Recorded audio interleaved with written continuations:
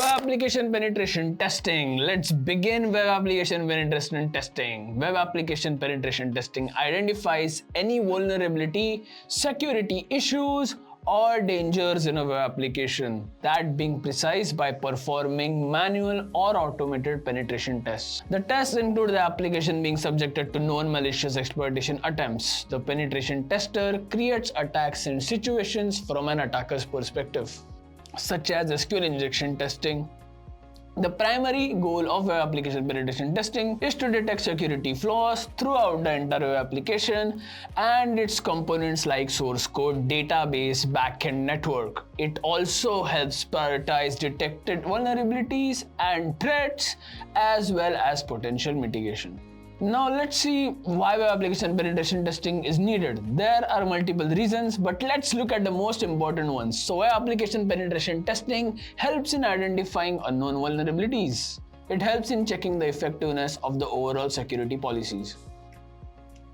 It helps test the publicly exposed components like firewalls, routers, and DNS. It lets the users find the most vulnerable route through which an attack can be made. It helps find loopholes that can lead to the theft of sensitive data. What are web application risks? Web application penetration testers are well versed in app development and aware of some of the flaws that developers make that allow cyber hackers to infiltrate their applications. Some of the most typical web application risks are as follows. Cross-site scripting. This vulnerability happens when applications execute scripts in a browser and reply to suspicious queries. Attempting to run the malicious script in a website, deface it, change its cookie settings, or lead unsuspecting users to websites where they can be deceived into disclosing their personal data. Security misconfiguration. This problem happens when web developers fail to accurately define the app security configurations and related components. Hackers can use such flaws to get unauthorized access to input fields and URLs.